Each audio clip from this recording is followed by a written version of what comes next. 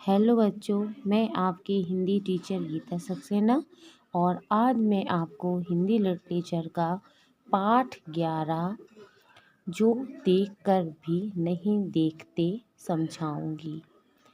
इस पाठ की लेखिका है हेलन केलर।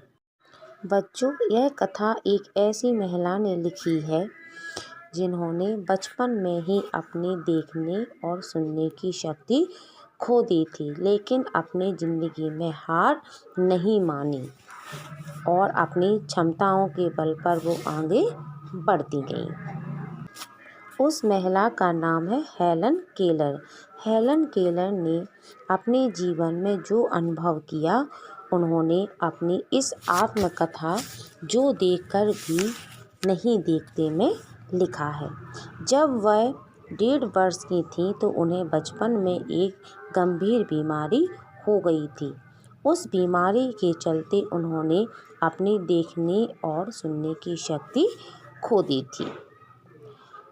कभी कभी लेखिका अपने दृष्टि संपन्न मित्रों की परीक्षा यह जानने के लिए लिया करती थी कि वह अपनी दृष्टि का कितना उपयोग करते हैं। मतलब उन्हें जो देखने की शक्ति ईश्वर से मिली है, वह उस देखने की शक्ति का कितना उपयोग करते हैं।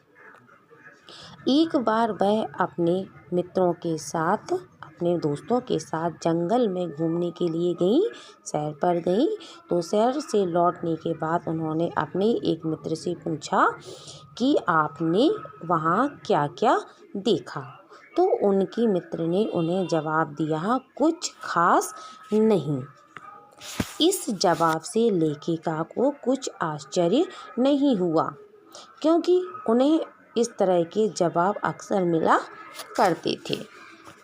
वह मानती थी कि जिन लोगों के पास देखने की शक्ति है, वह उस शक्ति का उपयोग क्यों नहीं करते। वो देखकर भी सब चीज़ें अनदेखा क्यों कर देते हैं। ऐसा कहीं हो सकता है कि घंटा भर कोई व्यक्ति जंगल में घूमे और कुछ खास चीज़ ना देखे। लेखिका स्वयं अपनी बात कहती हैं कि प्रकृति के स्पर्श से उन्हें बहुत खुशी मिलती है, अपार खुशी मिलती है, बहुत प्रसन्नता मिलती है। वह प्रकृति की चीज़ों को छूकर पहचान लेती थी। यह शक्ति उनके अंदर यह शक्ति थी कि वह प्रकृति की चीज़ों को छूकर पहचान लेती, जैसे भोजपत्र के पेड़ की चिकनी छाल और चीड़ की खुरदरी छाल को वो छूकर पहचान लेती थी। बसंत ऋतु के मौसम के दौरान जब मौसम बदलता है तो वो टहनियों पर लगी कलियों को खोजती हैं और फूलों की पंखुड़ियों को छूकर वह पहचान लेती थी कि यह कौन सा फूल है। उनकी घुमावदार बनावट को वह महसूस करती थी। उसको छूकर उन्हें बहुत आनंद मिलता था, वो बहुत खुश हो जाती थी। कभी कभी वह प्रकृति की इस सुंदरता को देखने के लिए बेचैन हो जाती थीं। उनको लगता था कि यह प्रकृति की जो सुंदरता है वो अपने आँखों से क्यों नहीं देख पा रही हैं। काश उनके पास आँखें होती तो वह इस प्रकृति की सुंदरता को अपनी आँखों से देखती। उन्हें पक्षियों की चहचहाहट और अंगुलियों के बीच झरने के पानी को बहते हुए महसूस करने में बहुत आनंद। और लेखिका को चीड़ की फैली हुई पत्तियां, घास का हरा हरा मैदान महंगे कालीन से भी अधिक प्रिय था। उन्हें बहुत पसंद था। जो कालीन होता है, महंगा कालीन, वो कालीन प्रकृति की देन के आगे, घास के मैदान के आगे उन्हें फीका लगता था। बदलते हुए मौसम का समा उनके जीवन में नया रंग और नई खुशियाँ भर देता था।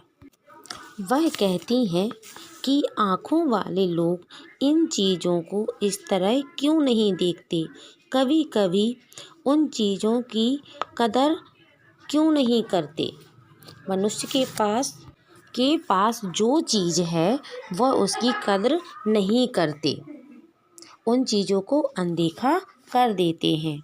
देखने का जो आशीर्वाद ईश्वर से मिला है उनकी मनुष्य कदर नहीं करता।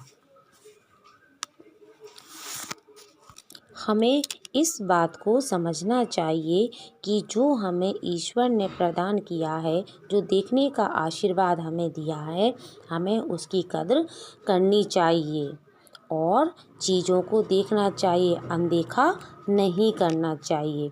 बच्चों, यह कहानी आपको अच्छे से समझ में आ गई होगी कि लेखिका ने क्या क्या महसूस किया और वो क्या क्या कर सकती थी, किससे उन्हें प्रसन्नता मिलती थी। ये सब चीज़ों की जानकारी आपको अच्छे से प्राप्त हो गई होगी। धन्यवाद।